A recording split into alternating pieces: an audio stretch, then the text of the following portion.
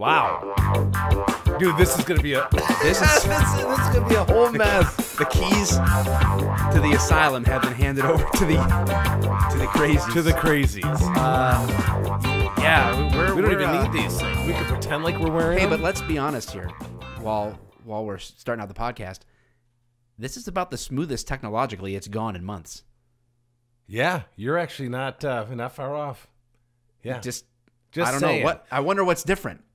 Like if we try to whittle down what's different about this show than our normal episodes. That's a good question. Let's ask the UPP. I think I just hung up on him in Vegas.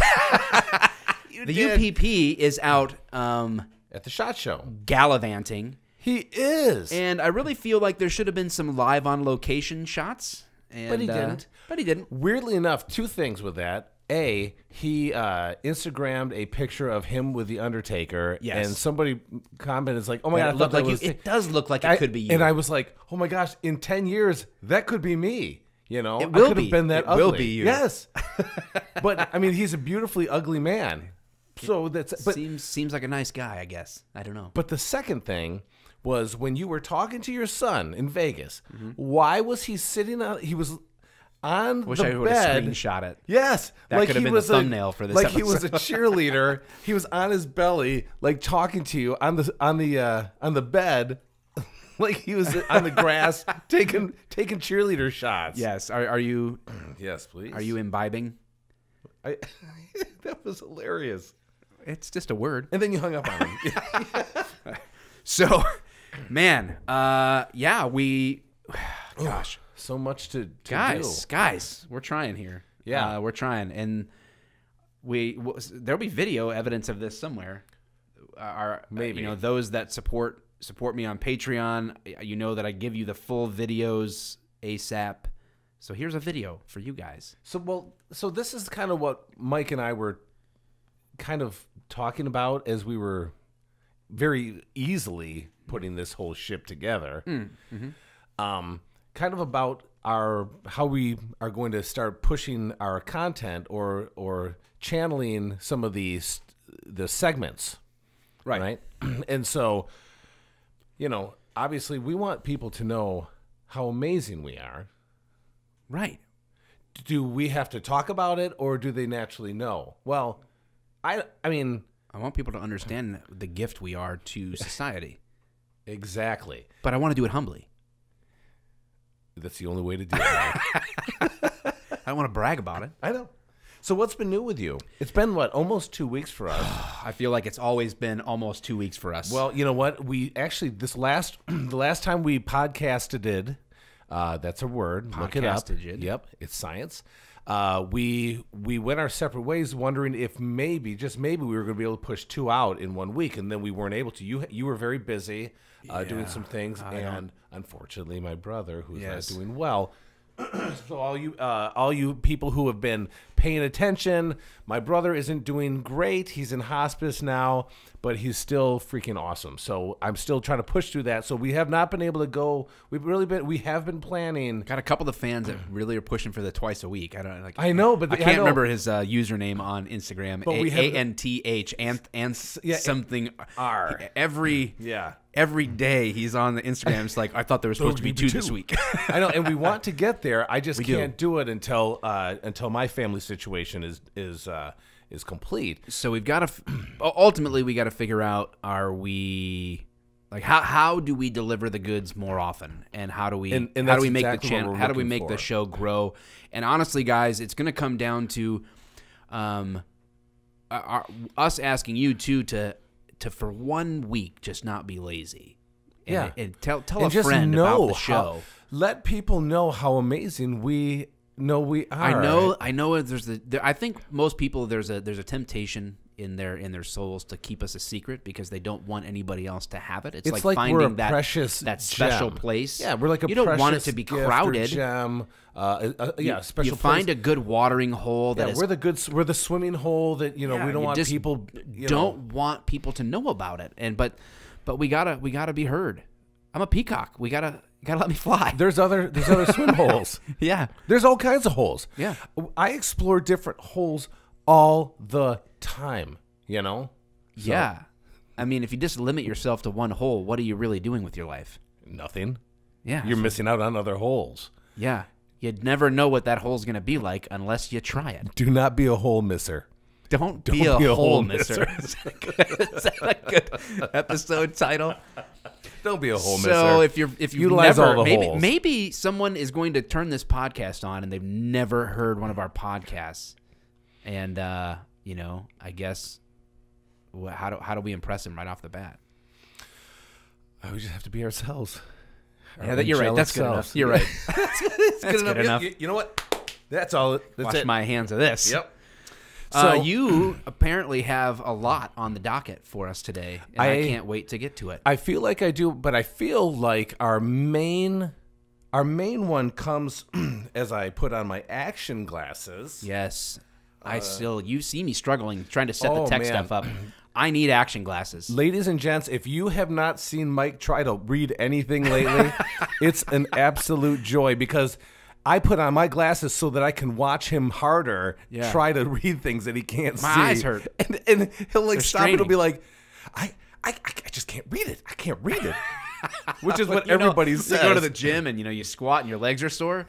My eyes are sore at the end of the day. They're tired. I'm not even tired. I don't want to go to sleep. I just want to close my eyes.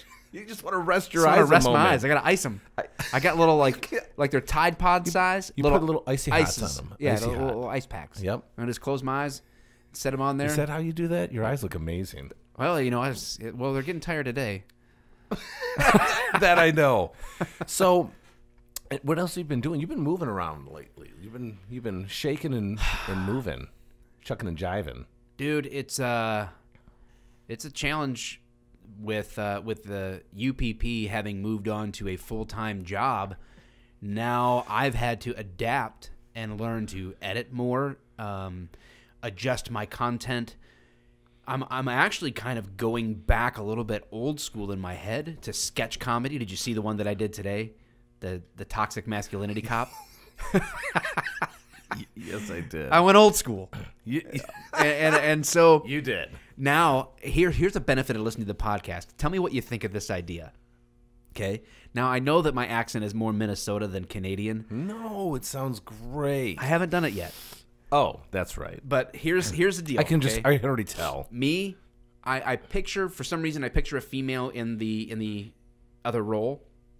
But I have like a fake gun, literally with an orange tip on it, right? Blatantly airsoft or whatever. Yeah. Or a Nerf gun. She's in the car, right? And this is what I would call Canadian carjacking. So I knock on the door, right? Like the window, and she opens the door. Doesn't even roll. She opens her, hey, can I help you? And I was like, yeah, I'm really sorry about this, but I got to take your car. Be like, you got to take my car? Yeah, I don't have one, and see, I need one. And unfortunately for me, I chose a life of crime, and this is just kind of part and parcel of what I got to do. So if you don't mind, I appreciate if you step out of the car so I can just take the car. The hint of Irish in there too. Yeah, I like it. I got to work on the Canadian part. Yeah, but listen, no, you're good. So she gets out, she's like, I'm so sorry that you don't have a car. She's like, like, hey, I brought you a Timmy Hose, a little double. Here you go. Yes. And don't forget your purse.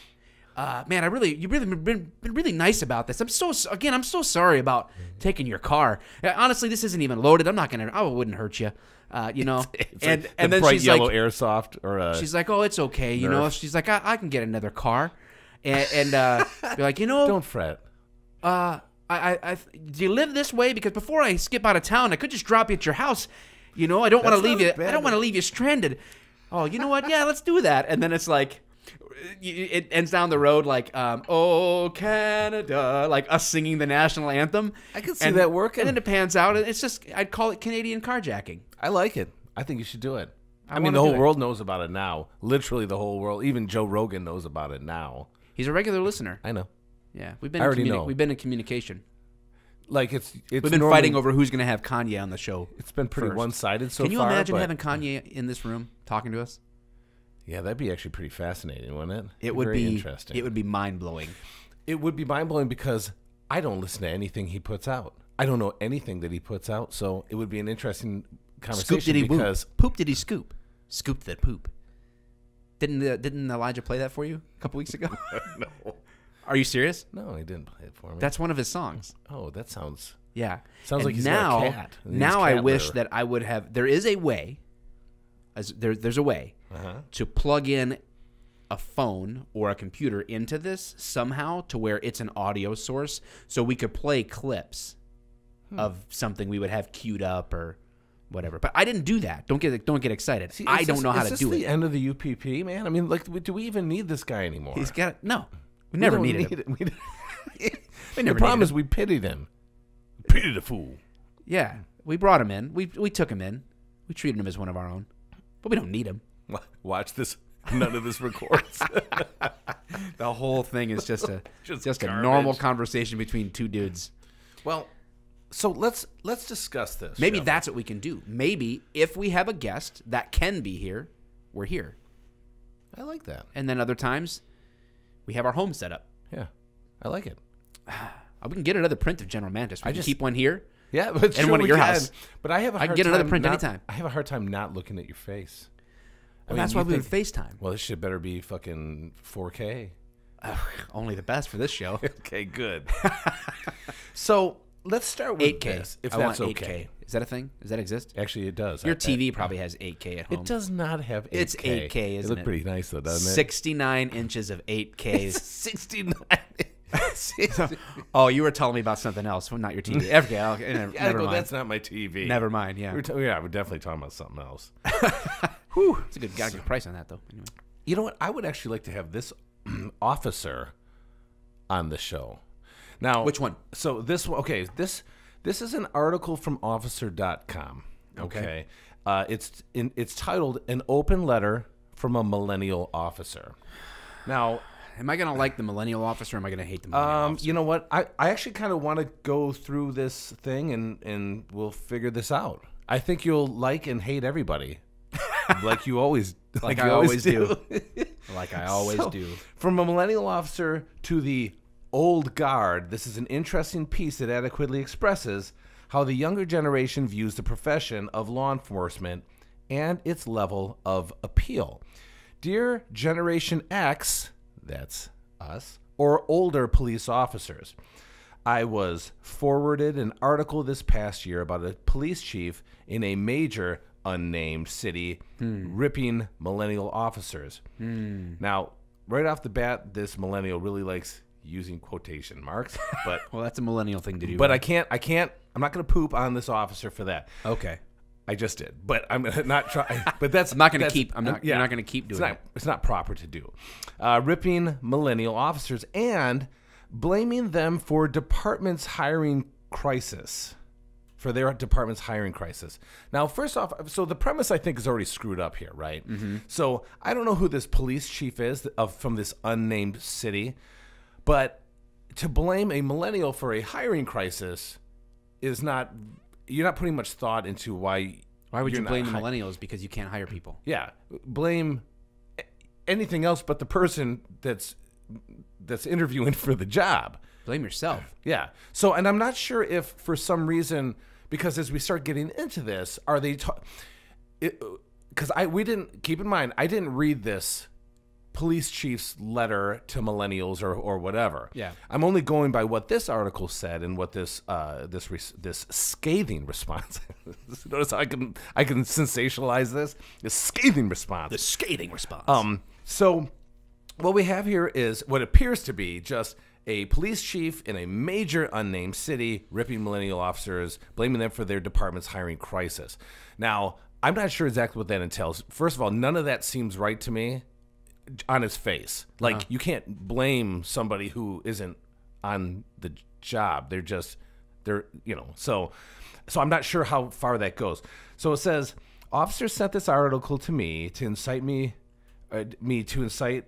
Yeah, it says articles to me to incite me a response since they know me oh so well. Now again, I don't know if this is their exact words. It's just how the article is. You all just want me to get even more blacklisted, don't you? Sigh. Anyway, of course, I couldn't help myself, and here is my response. No, I don't mean to be a total asshole, but I'm guessing that this is a female officer, a female millennial, because I don't know many dudes that talk like this. But my daughter kind of talks like this, so that's how. Yeah, but millennial men are, Okay, wait, ready? Y'all just want me to get even more blacklisted, don't ya? Anyway, of course, I couldn't help myself. Wait. And here's my response. Why are you a slave owner? I'm not the slave owner. Did they write the word sigh?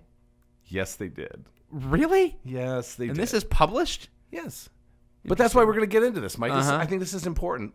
This sparks a good discussion. This is scathing. This is Scathing up to information. date. Yeah. So you all just want me to get even more blacklisted, don't you? Sigh. Anyway, of course, I couldn't help myself, and here is my response.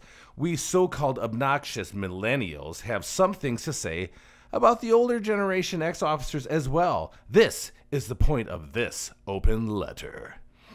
The departments that have finally made that leap, that brave decision to utilize their funniest employees to man their social media accounts to recruit new officers and to make this job appear as fun as possible, are getting it right. I found myself laughing hysterically when a police department in Texas, I hear a rumor it was Fort Worth Police Department, sent out a tweet congratulating a large, once again unnamed police academy class for graduating, and then added sarcastically that they would see them in a few years when they came to apply at their department. Holy those little letters. I said to myself, that was hilarious and ballsy. I found myself retweeting that same post all over my social media platforms because it was just that funny. Wow. The fearlessness of whoever runs this. How do you retweet on other platforms besides Twitter? Yeah, I don't know. It's built into the name, retweet. They actually call it retweet. Okay. Uh-huh. It was genius. It was so different from the normal boring police department tweets. Lane is closed on Highway 635. I agree. And take lock, hide your stuff. Why do more departments not allow their most personable employees with a sense of humor, probably a rookie from patrol, let's be real, run their social media? Now, can we just go over that? So you're saying, so again, I'm not saying that a police chief is right for blasting millennials about a hiring crisis. I'm not at all. But your very first thing is basically what you're saying is, well, your social media accounts for the police departments aren't funny. Right? That's your first, that's the tip of the spear, Mike, right there. Like, this thing is just. What if it's just the draw? What if the tip of the spear comes later? Like, what if he's just drawing the arrow back and just start warming it up? Like warming the up. The tip never comes later, Mike. Just the tip? The tip is always first. I promise. So I just think, I'm like, what does that mean? So, I'm sorry that social media, like, I'm sorry that the police department says the left lane is closed.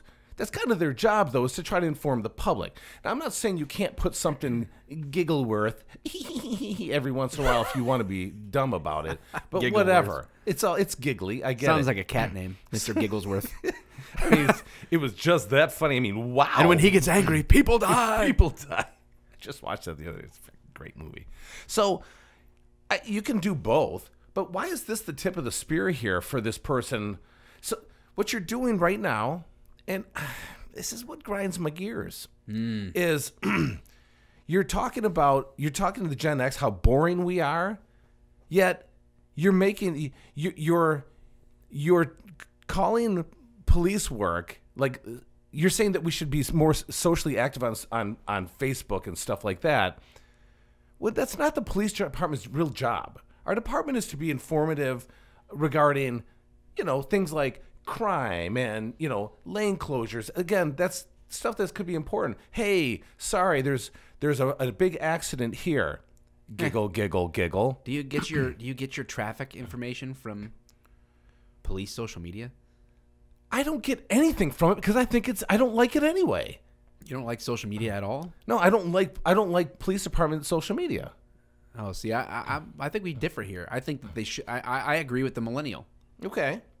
I think they need to be more engaging. If you're gonna be on social media, I think that you need, because who is gonna be the next generation of officers? It's not gonna be the people who think Hey, I like agree you, with right? that. So like, how do you reach them? You have to connect with them.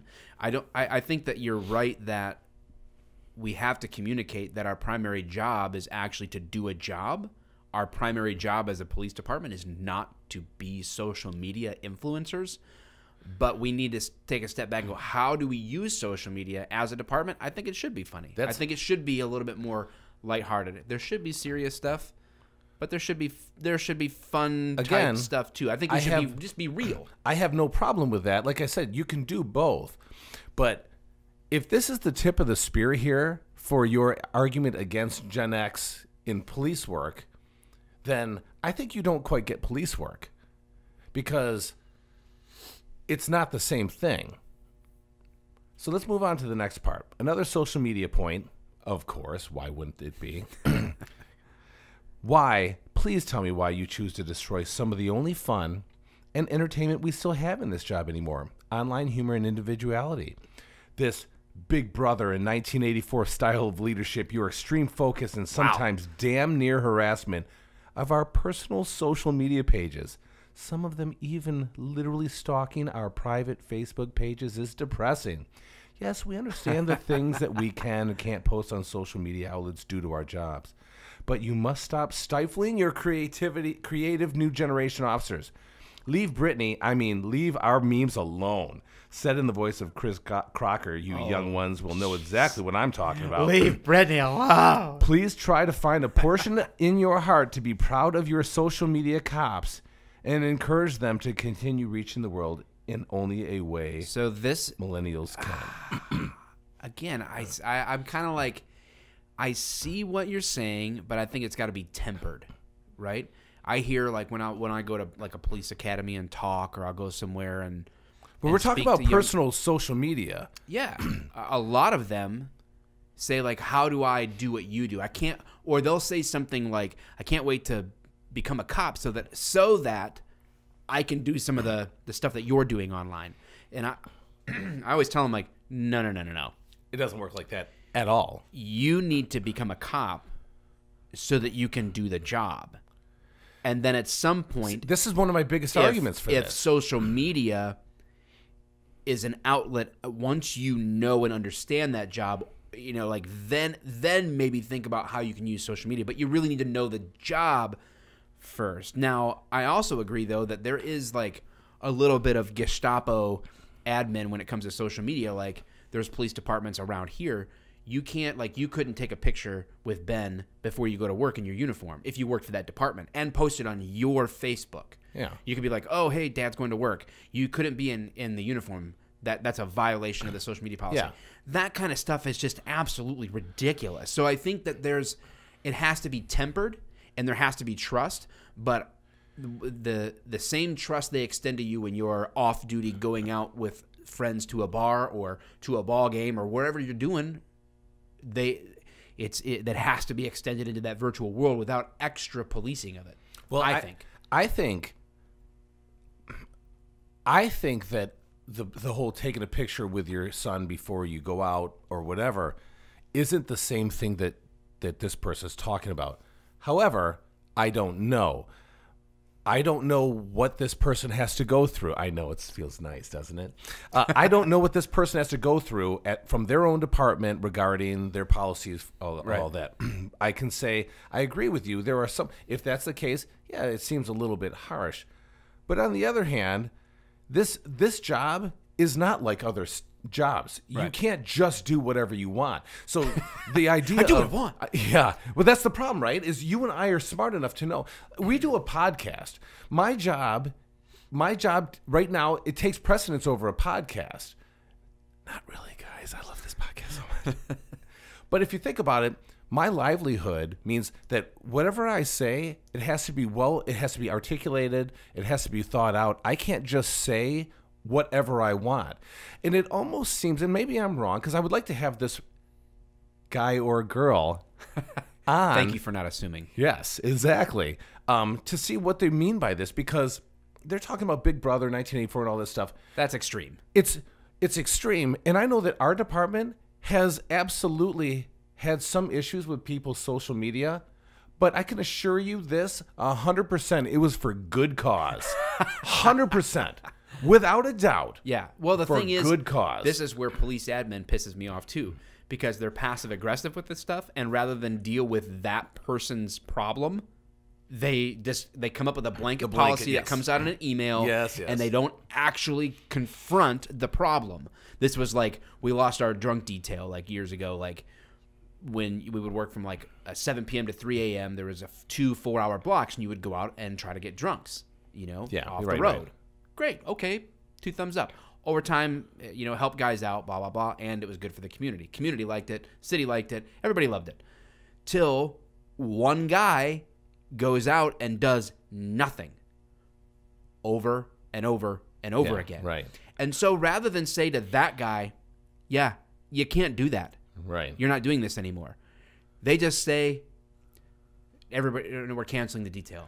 Like, wait a second. Why are you punishing everybody? So I kind of like. Well, I get that part, but if we, I definitely get that. I think I'm a half breed. I'm like in because Twilight, but you're a baby immersed. of a vampire and a human. Like I'm kind of like I'm part millennial, part Gen X. But it makes sense because you're immersed more in the social media aspect of this. Am I Gen X? When were you born? 76. Yeah, I think you're Gen X. I think I'm Gen X. Yeah. So there's 2 after me. Millennials are 2, isn't it? Because then it goes to Y, then millennials. Or is there a Z? Z's after. Really? After millennials, I think. Wow. So let's confirm this with the Google machine. So, but I can see that with you because you're kind of immersed in the social media aspect of things right now. So you see things kind of from a different light. Where I still see them, and I'll be honest, I still see them from an old school point of view. Like I'm not big into the whole police departments making music videos. I don't like them. I don't agree with them. But that's kind of a thing. And there are some people that really enjoy that. But that's just not me. But I have a very old school approach to the job of a police department. Right. But again, you're right. Things are changing over. Right. I mean, there's a baton being passed at some point. It's not there yet, and it's going to be a little bit, but it's not there yet. I don't get this. This says baby boomer generation, 46 to 64. Yeah. Okay. Yeah. The youngest age of a baby boomer today is 55. The oldest is 73. Now, there's like they're treating this with overlap part of this. You'll see what I'm saying. Generation X, 65 to 79. So the youngest is 40. Right. I thought it was 78. And the oldest is 54. Okay. I follow that, but it's saying birth ends at 79. Xennials, they're saying 75 to 85. Then they have millennials, right. Generation Y, and Gen Next, 1980 to 94.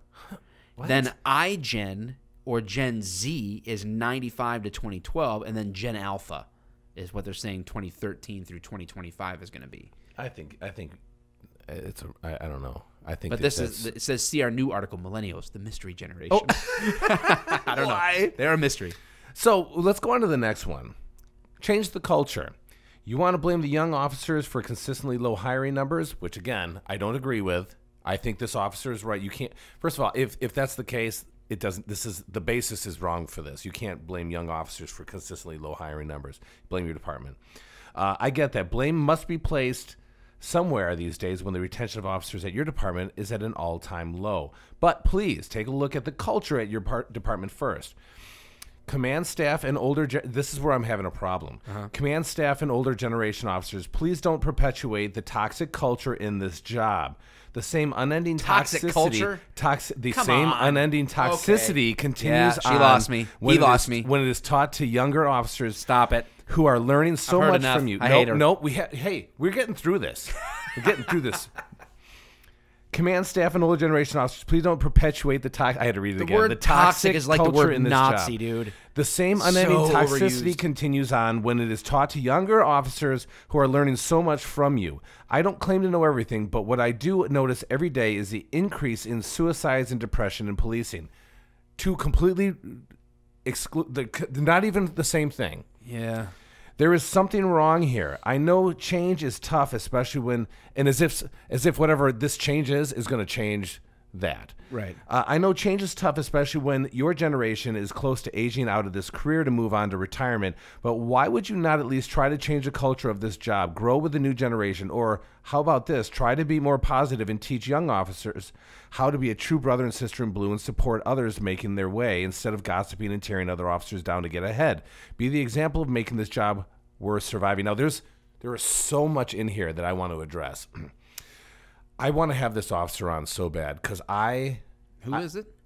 It doesn't say. I think you can wear a V for Vendetta mask if you'd like on the show. You could mask your voice.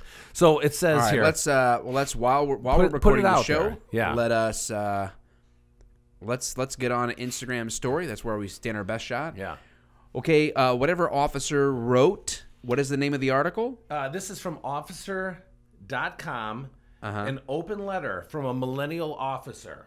If you are the one that wrote that, or you know who did, we would love to have you. KP, January 21, 2019. Yeah, whoever that is. Actually, KP, I might know who that is. I think I know who that is. It might be. Is it KP Fit Cops? Did you write this? I don't know. If you know them, reach out. Let's get him on the show, I guess. Okay, whatever officer wrote. Oh, man. What is the name of the...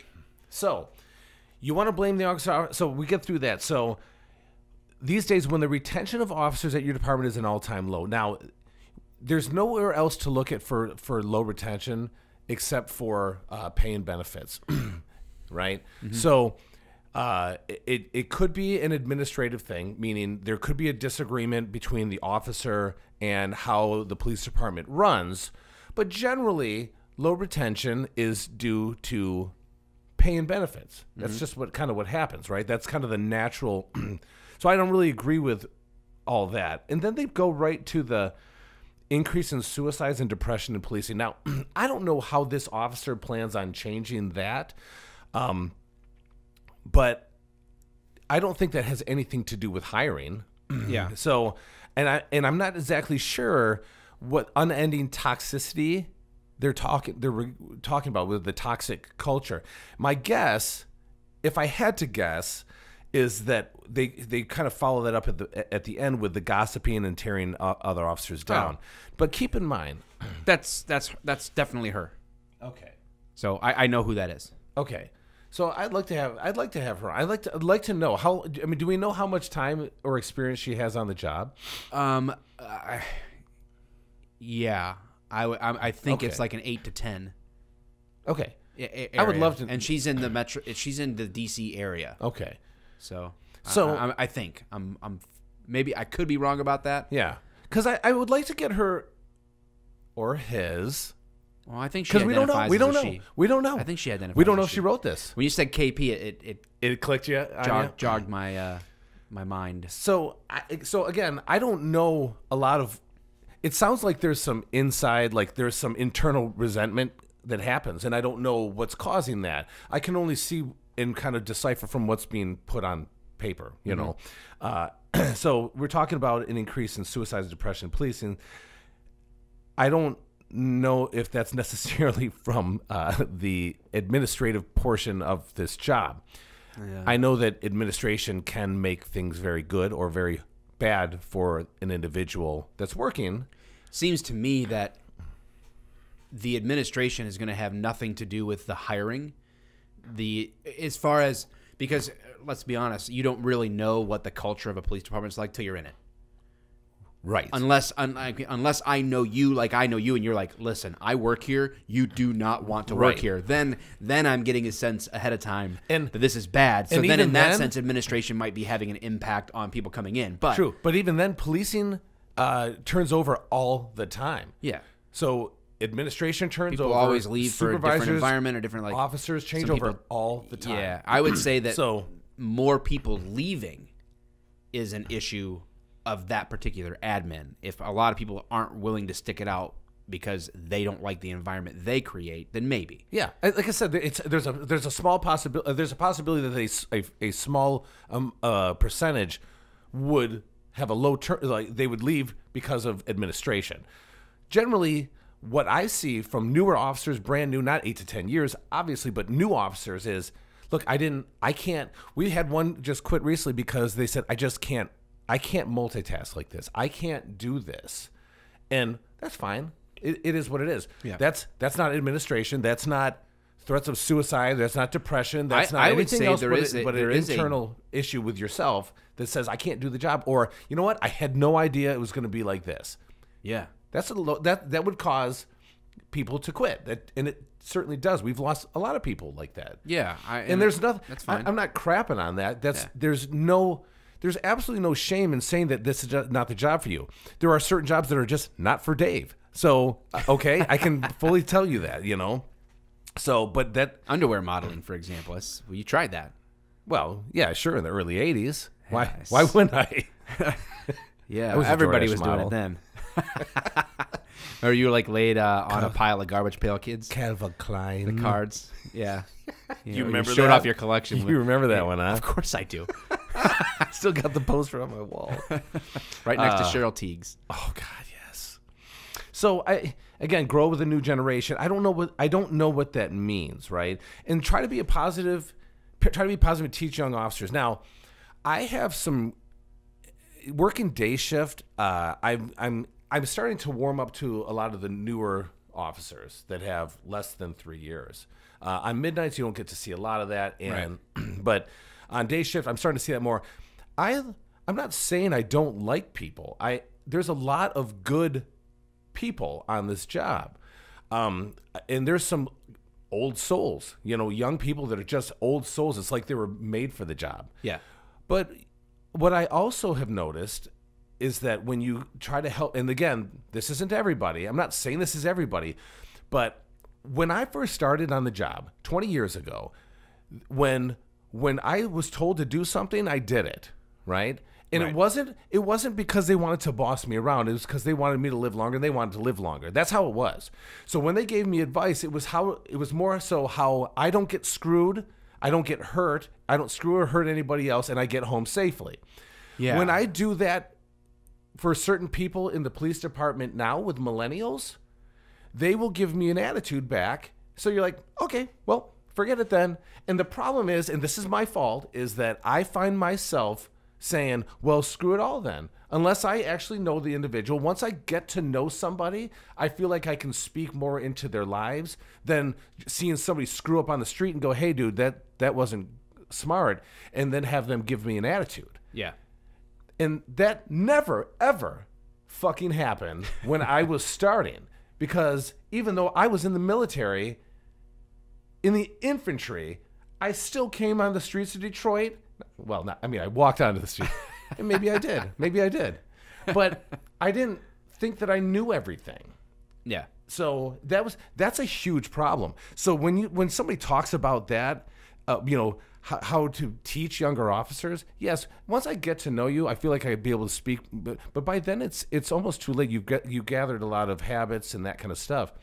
I had a couple the officers the other day, and they just did not like what I said. Now, whether my delivery was good or bad, honestly, that's my problem is, okay, fine. You may not like my delivery, but I'm not wrong. Yeah. So you can be standoffish if you want to. But again, policing is not a child's game. Yeah. Right? So you either learn from it or you'll end up getting hurt or somebody else hurt. Yeah. So I don't want to be nicety nice to you when you're being an idiot. Yeah. It's just simple like that, Right. Yeah. I don't know. Like my experience, thankfully, was very similar coming into the job. Like the group of guys that I got hired with, like not with, but that I worked with when I got hired, that was the key thing. They didn't care about whether they liked you. They didn't care about whether you listened to the same music. They didn't care what you watched. They didn't care what your sports team was. None of that mattered. What mattered is, are you going to come out here and not be a moron? And can you do the job? That's what we're here to do. We're here to teach you the job. You're here to do the job. Let's make sure that we do those things. And later on, if I like you, then we can have conversations, for the rest of our career about just about anything. We'll go eat together. We can hang out together. That's fine. but I can also hate your guts personally, but work with you just fine on the job because the job is the job. Because it's absolutely 100% right. You nailed it. The job is the job. And even though I find that millennials police differently than I police, especially, so they police differently than I police when I was their age, and I certainly don't police the same now. I'm much older, so I get that, which again is a point for some people, and it was for me too when I was younger. When I would see these older guys, I'd be like, this guy ain't doing nothing. Yet the guy was probably doing twice as much as me with half the amount of effort. Right, and that's sure. But well, nobody learn, wants to listen to that, right? And when you're younger, I get that. It's an inescapable.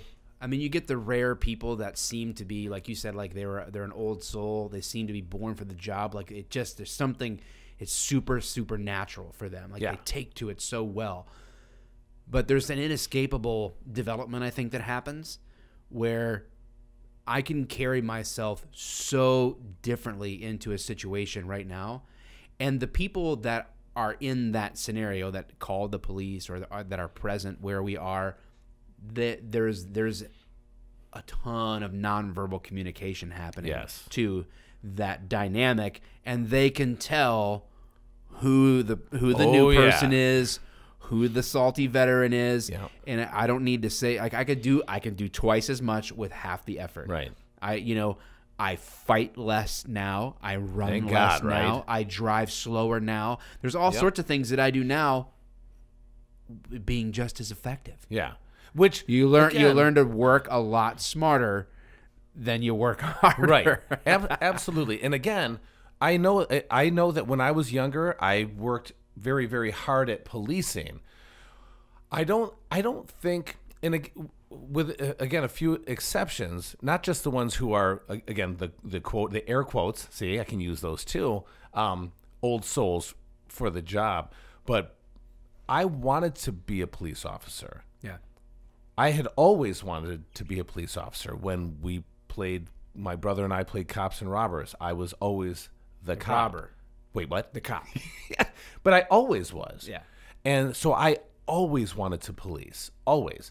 And so I don't think that's necessarily the case for a lot of people now, a lot of officers that come on. And that's not a crap on them, because policing isn't the same that it used to be either, right? It's slowly developing into something different than, again, the fossil that is Dave is used to. Do you see policing in this country, excuse me, do you see policing in this country eventually being no England? Weapons, like, oh yeah, we'll have our SWAT teams be able to show up with these things. I hope that not. kind of thing. I never really thought about it. I hope going that not. way to where it's more like, well, we're kind of here if we have to do things, but we try to not be in the way. I think in some states, some cities, I could see that happening. I mean, I don't think that would happen in my lifetime necessarily. I also don't plan to live long, but living hard right now. Yeah, living a hard life. Hard life. I'm 18, so but possibly again, it's just kind of changing over, where yet we still have a lot of violent crime. So maybe not. We have an awesome and amazing gun culture here. Yeah. So I don't see the need to discard an amazing tool. Right. That would be ridiculous. I don't want that to go away. No, it's ridiculous. So so we can move on to the next part of it. Even changes to the environment of your department, I think, could help. I often find myself daydreaming or night dreaming, I guess, considering I work the deep night patrol shift. I don't even know what that means. The deep night patrol shift. You mean mids? When going on alarm calls at companies where they clearly care about their employees, I see the decorated cubicles, the coffee bars, the gymnasiums set up for breaks, the outdoor patios outfitted with games such as horseshoes and chessboards. The most minute things can matter, such as the small details like the paint color that psychologically tricks you into being happy to be at work on the walls, makes this environment more welcoming, fun, and even relaxing. I think, wow, I wonder what it would be like if we could focus some attention, even a little, to making this police job more enjoyable for its employees. Maybe the older generation could take a page from the Forbes best places to work and consider molding their departments after some of the businesses that are most sought after for employment. But we put people in prison. We don't want to work in it. I strongly disagree with most of what they're saying here.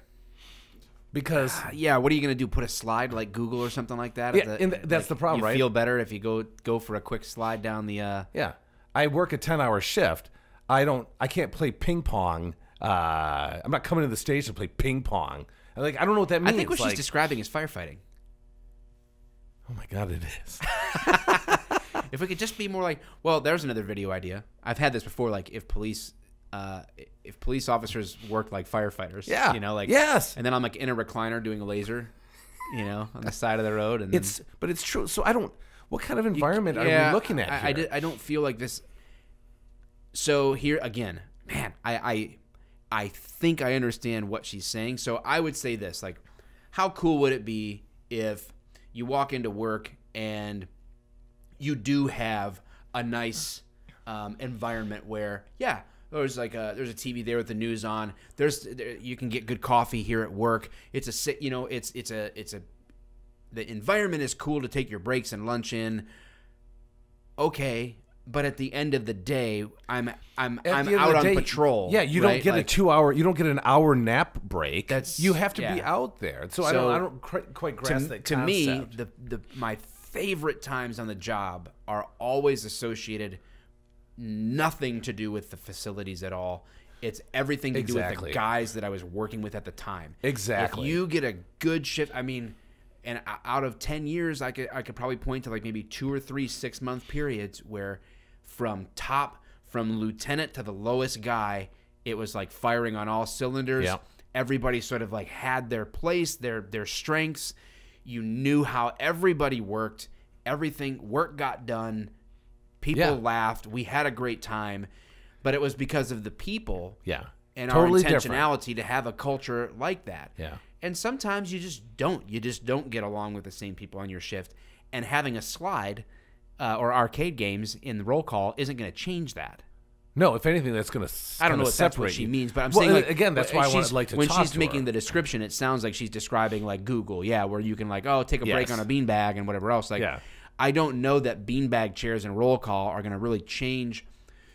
And there's this too because, dude, the ball busting that goes on in our you gotta have day shift ball roll busting. call is of epic proportions awesome. lately. I live for that. It has been. I live it for has that. been of epic proportions. It is so amazing. The first 10 or 15 minutes of your day should be that ball busting. I love it. It's fantastic. See, but that should not be a millennial or a Gen X versus millennial thing. That's where you become.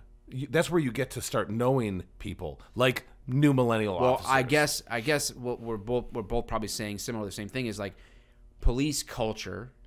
Whatever that is, whatever it needs to be, needs to transcend these generational things because it actually does need to.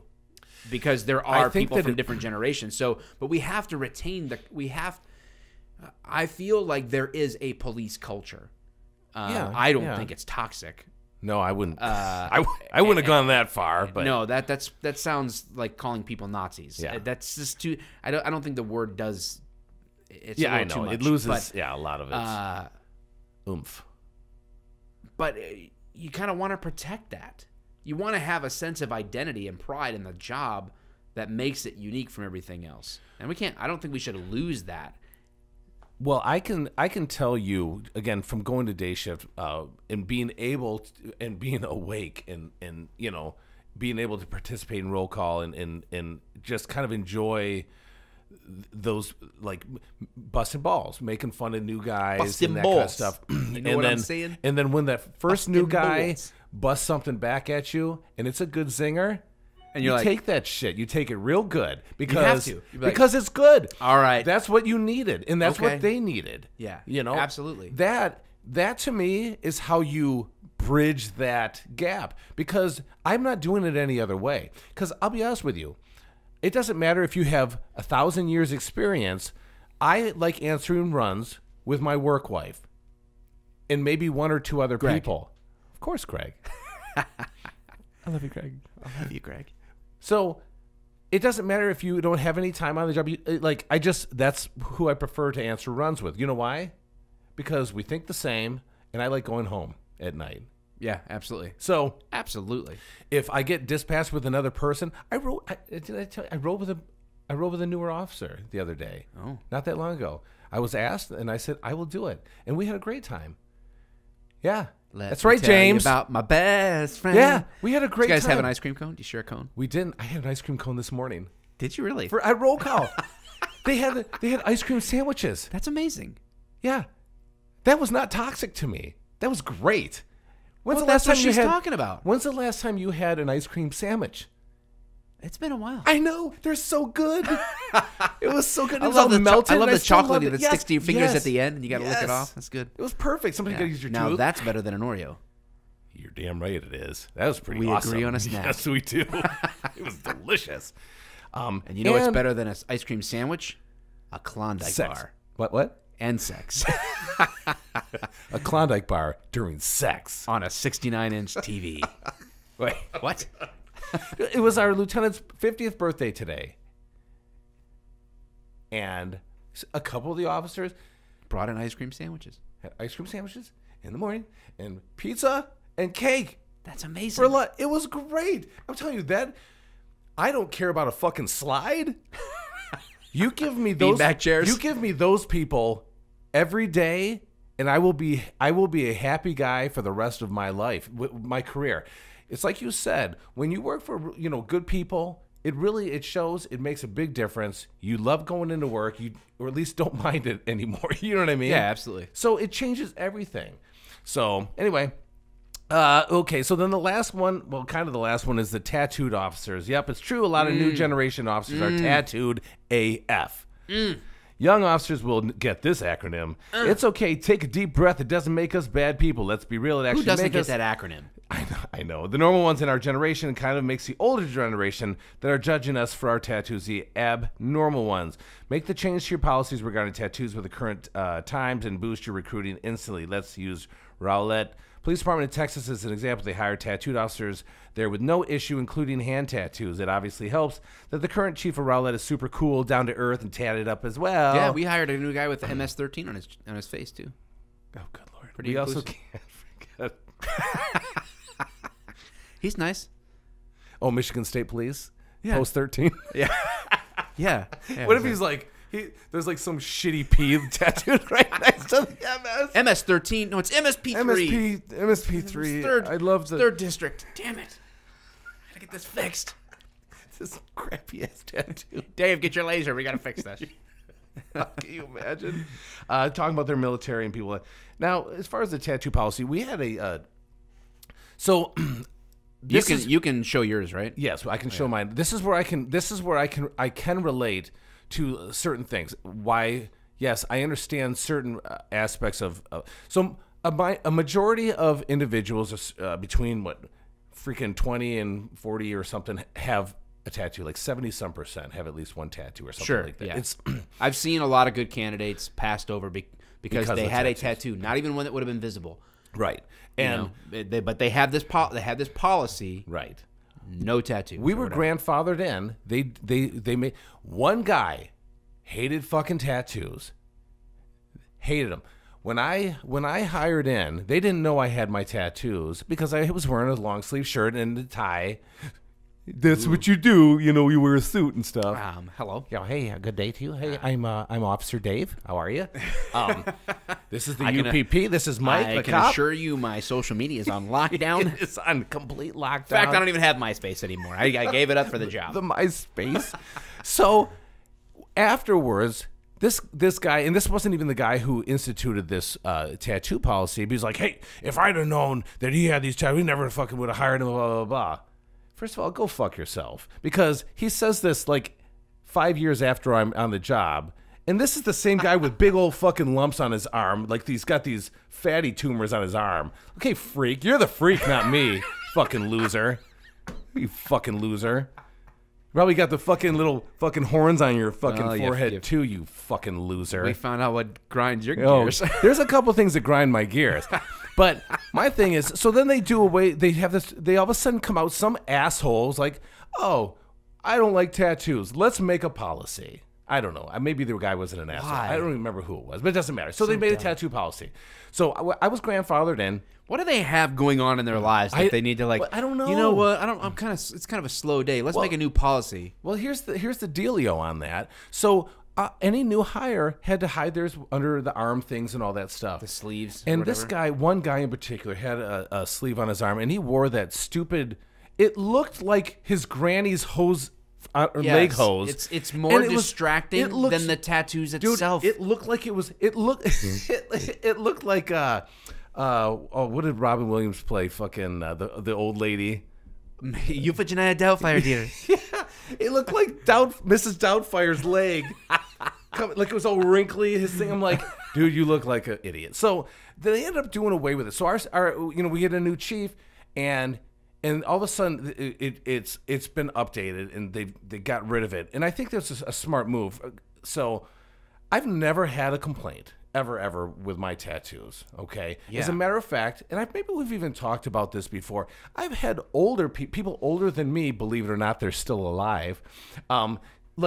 Actually are very interested in tattoos. They don't get them themselves necessarily, but they're very interested in tattoos. As a matter of fact, the people you talk to on a day-to-day basis, they're more apt to actually like start talking to you over other people at times. I don't know when the shift happened, but I feel like I know virtually no one, and if they exist, they're incognito in this regard. Right. Who has a problem with tattoos? Like like in society right now. Right. Is there? Yeah, like there's a. I don't know when that shift happened. A huge sector. I do the remember population. I remember being a little kid and sort of like tattoos, sort of like that was a biker thing, right, or something like that. Like I remember like having sort of like that impression of people with tattoos, like. But now, like I don't. Well, and I couldn't even. I don't even have tattoos. I know. Yeah, but. I could understand if a majority or a large portion of your population, maybe there was a religious thing or something, they were very offended by tattoos. You have a policy because you're trying to cater to the people that you police, right? That pay the taxes, that call you for help. I could understand that. I could even understand that. Yay, 48% of our population is this religion. They're very much against tattoos because they feel like A, B, C, or D. Fine. What are we good? We good? Oh, I was just wondering if I was going out of frame. No, you look good, though. I was going out of frame. A little bit. Oh, yeah. Oh, you're never out of frame here. Hey now. So, but yeah, the whole thing is a little bit silly. But like I said, we're over that. We're past that. So we're kind of moving on there.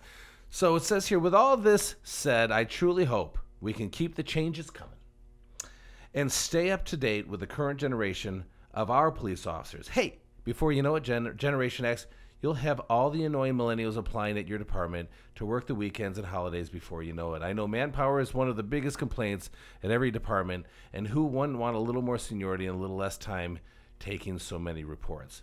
Now, so all this is said and done. All I heard was a lot about social media, tattoos, and that kind of thing. Now, I'm not sure what internal issues that she has with the officers that she works with or have heard about, or other departments, maybe local departments and that kind of stuff. But maybe I'm just so old school that I think none of this matters as much as the way you answer runs and how you carry yourself. Mm-hmm. So if that's not an issue, then why is this an issue?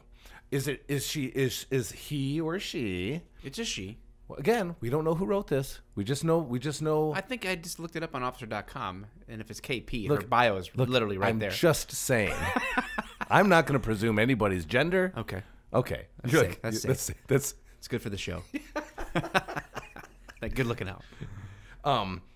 But that's my concern, right? Is how are we out there on the streets? How are we policing the people that pay our salaries? Other than that, I don't care. And again, that's maybe just because I'm old and don't care. I don't care about a video. I don't care about Facebook. I don't care about any of that. I just care about how we treat people out there, because how we treat people out there is what spreads about how people feel about police as a whole. Yeah. If I'm mean to one person, they're going to spread it to 5 people. And then 2 of those 3 people are going to go, yeah, you know what? I remember a guy got a ticket. I didn't like that person either. And then they're going to tell 2 friends, and then so on, and so on, and so on. Until you have a bad reputation. Yeah. And it happens, right? So other than that, I don't think all the niceties, for me, again, personal opinion, I don't think the niceties of a Facebook page and being funny and giggly, as I say, or the music videos and all that stuff, I don't like that stuff. I think we're there to police, and when I'm there, I can get personal with somebody if I feel it needs to be done. But that's how I carry myself. I'm just not big into that. I look at it like, as long as it's not an either or, then I'm okay with it. I wouldn't want to be in like the lip sync challenges and different things like that. And I have more like personal reasons for the quality of content that comes off and that kind of stuff. And it gets a little corny for me, but I get why people do it. But I think sometimes the police departments didn't even know why they were doing it, other than some other police department did it, so we should do it. They didn't really. I agree. They didn't really have their community in mind. Right. They had the internet in mind, and so absolutely, your video going viral doesn't do anything for your city per se. Right. So really, our first duty is to the citizens that are actually looking to us to keep them and their property safe and protected. So I think it's not, as long as it's not either or, but I would say, like, as a person who, you know, I pay taxes and I have a police department that would respond to my house, you know, like, I as long as I know that the quality of the police service is there, then okay, have your fun too. Yeah. But that can't be the priority. Exactly. The priority has to be answer and runs. Get the job done. Exactly. Do it effectively.